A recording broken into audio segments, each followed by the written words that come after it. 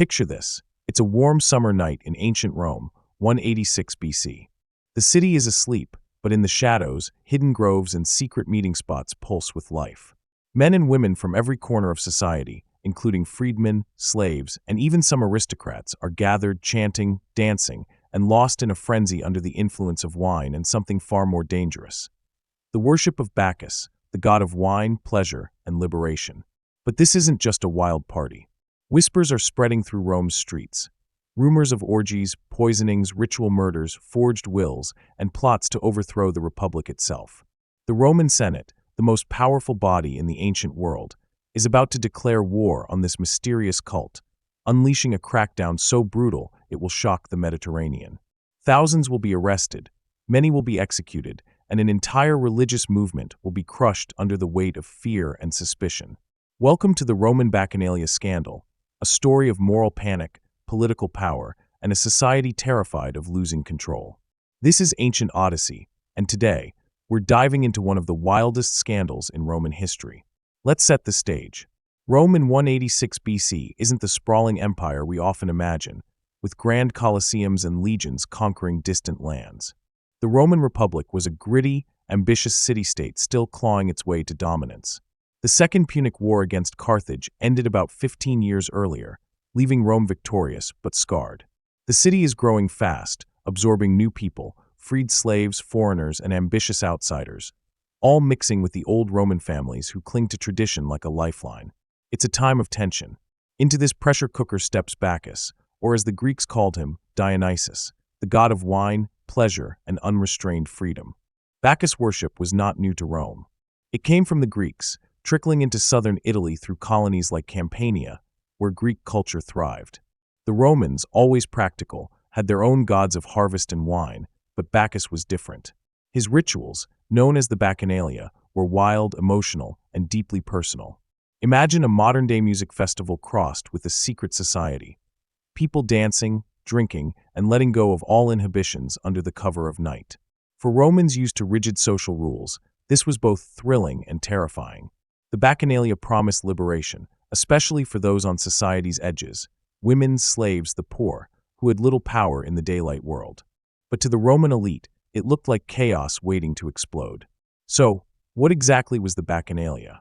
At its core, it was a religious rite centered on Bacchus, often held in secluded spots like groves or private homes. Initiates would gather at night, drink wine, sing, dance, and enter a state of euphoria, believing they were communing with the god himself. It wasn't just a party, it was a spiritual experience, one that broke down barriers between classes, genders, and social roles. Think of it like a modern-day rave where everyone's equal in the moment, but instead of neon lights, you've got torches, drums, and a divine promise of freedom. For many, it was a rare chance to escape the grind of Roman life. Slaves could feel free, women could step out of their domestic roles, and the poor could mingle with the wealthy. But here is where things get murky. The Bacchanalia wasn't just about spiritual highs. Rumors started swirling, and they were dark. People whispered about orgies where anything went, no matter how taboo. Stories spread of initiates poisoning rivals, forging wills to steal inheritances, even committing ritual murders to appease Bacchus. Worst of all, some claimed the cult was a front for political conspiracy, a secret network plotting to undermine the Republic. Now we need to pause and ask, how much of this was true? The main source we have is the Roman historian Livy, writing about 150 years later. Livy's account is vivid, but it's also biased, shaped by Rome's obsession with order and morality. Think of it like a sensational news report today, part truth, part exaggeration, all designed to grab attention. Still, Livy's details, backed by a surviving Senate decree called the Senatus Consultum de Bacchanalibus, give us a glimpse into what sparked Rome's panic. The scandal broke open thanks to a whistleblower named Hispala Faecenia, a former slave and Bacchic initiate. According to Livy, Hispala spilled the beans to a Roman consul after her young lover, a freeborn Roman named Bacchus, got tangled up in the cult. She claimed the Bacchanalia had started small but had grown out of control, especially after a priestess named Paculla Annia took over. Hispala alleged that Paculla opened the rites to men, ramped up the frequency of meetings, and turned the cult into a hotbed of crime and debauchery. Imagine a small-town religious group suddenly accused of running a crime ring. It's that kind of shock. Hispala's story lit a fuse, and the Senate, already nervous about Rome's rapid changes, didn't hesitate to act. The Senate's response was swift and ruthless, like a government declaring a national emergency. They issued the Senatus Consultum de Bacchanalibus, a decree that's one of the rare surviving documents from this period.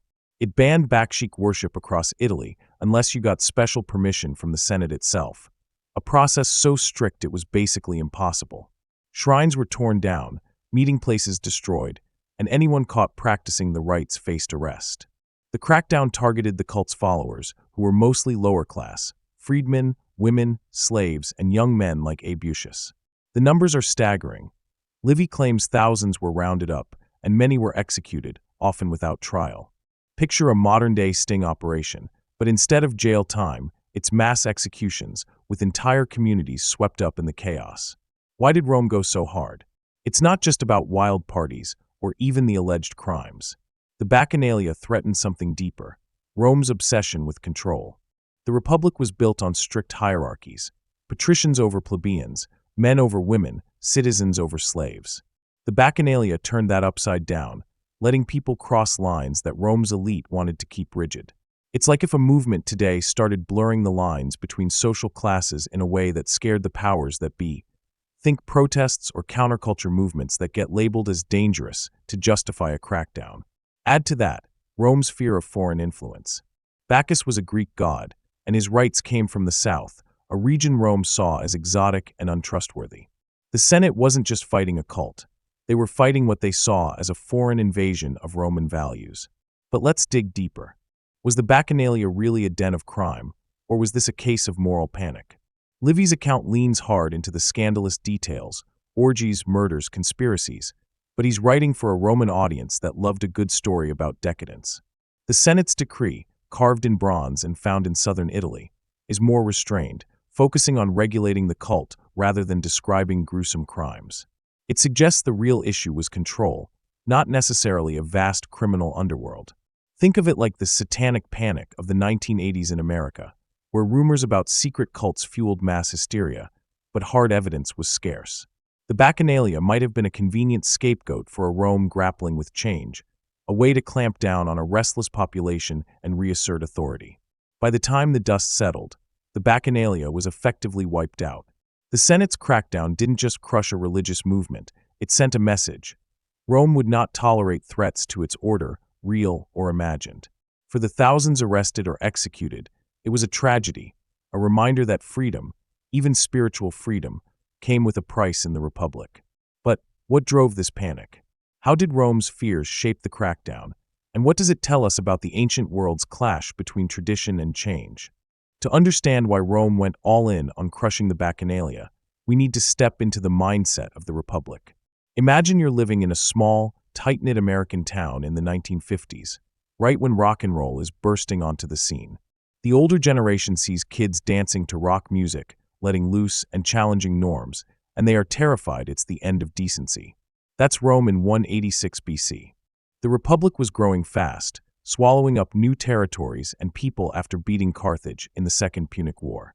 This brought wealth, but also outsiders, Greeks, freed slaves, and ambitious foreigners, who didn't always fit into Rome's rigid social mold. The Bacchanalia, with its Greek roots and wild, inclusive rituals, felt like an open challenge to the traditional Roman way of life. It wasn't just a cult, it was a symbol of everything the elite feared: change, foreign influence, and a loss of control. The Senate's panic wasn't just about religion, it was about power. Rome's social order was like a carefully stacked pyramid. At the top were the patricians, the wealthy families who ran the Senate and called the shots. Below them were plebeians, free citizens who had some rights but less clout. At the bottom were women, slaves, and freedmen with little to no voice. The Bacchanalia flipped this pyramid upside down. In those torchlit groves, a slave could dance next to a noble, a woman could lead a ritual, and a poor freedman could feel like he mattered. For a society obsessed with hierarchy, this was dangerous. The Senate saw the Bacchanalia as a crack in the foundation of their republic, and they weren't about to let it spread. But let's talk about the rumors, the fuel that turned suspicion into a full-blown witch hunt. According to Livy, the Roman historian who's our main source, the Bacchanalia was a cesspool of sin.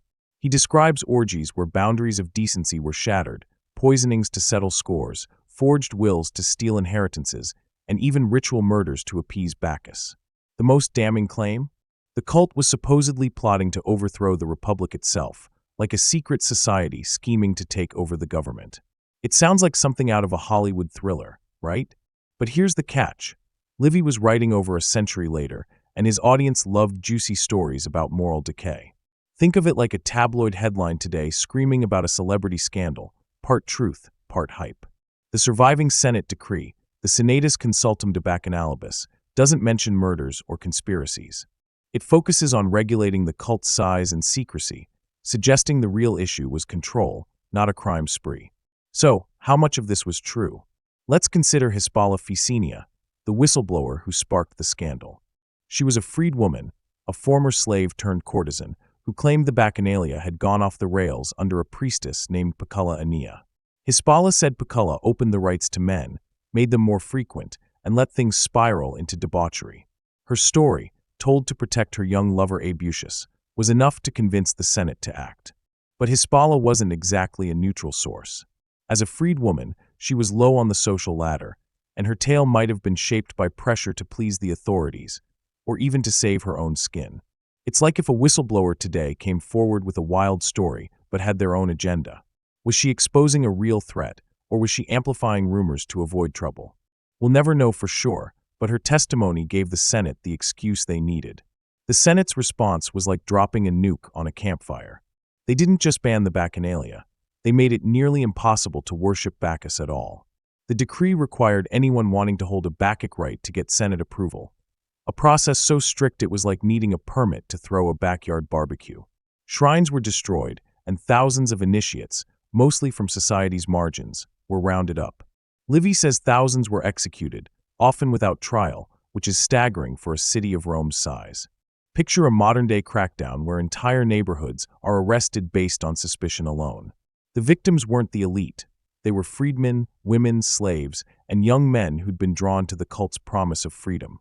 This wasn't just about stopping a cult, it was about sending a message. Step out of line, and Rome will crush you. But why the overkill? The Bacchanalia wasn't the first religious movement to rattle Rome, and it wouldn't be the last. The answer lies in the Republic's deeper anxieties. Rome was changing fast, and not everyone was happy about it. The influx of Greek culture, art, philosophy, and religions like Bacchus felt like an invasion to some. The Senate, dominated by conservative patricians, saw the Bacchanalia as a foreign threat tied to the Greek South that could erode Roman values. Plus, the cult's secrecy didn't help. Held at night, in hidden spots, the rites were a black box, perfect for projecting Rome's worst fears. It's not hard to see parallels to modern moral panics, like the 1980s Satanic Panic, where rumors about secret cults led to mass hysteria with little evidence. The aftermath of the crackdown was chilling. The Bacchanalia was effectively erased from public life. Those who survived went underground or abandoned the cult entirely. The Senate tightened its grip on religious practices, making sure no group could challenge its authority again. But the scandal left scars. For the lower classes, it was a brutal reminder that their search for freedom, spiritual or otherwise, came with risks. For the elite, it reinforced their power to shape Rome's future, even at the cost of thousands of lives.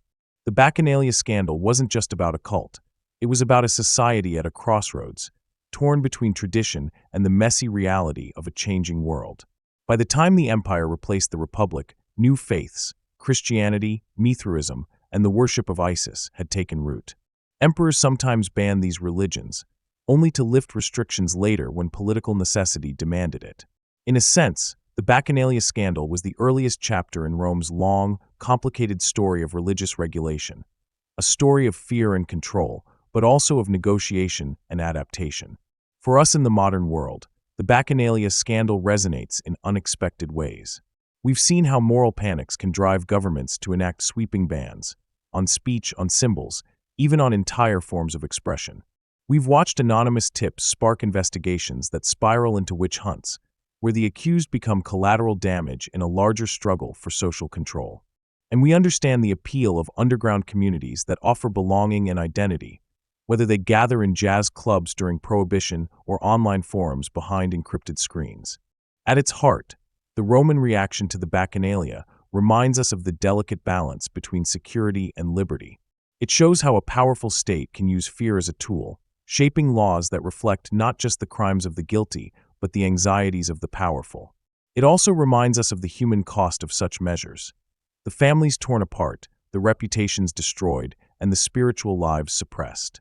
And yet, it offers a glimmer of hope, that even under the most stringent controls, the human desire for connection and expression finds a way to endure. Thank you for joining this deep dive into the aftermath of the Bacchanalia Scandal.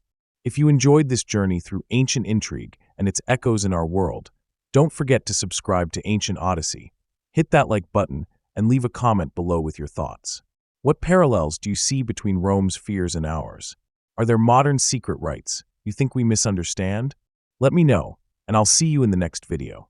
Until then, keep exploring the past to understand the present.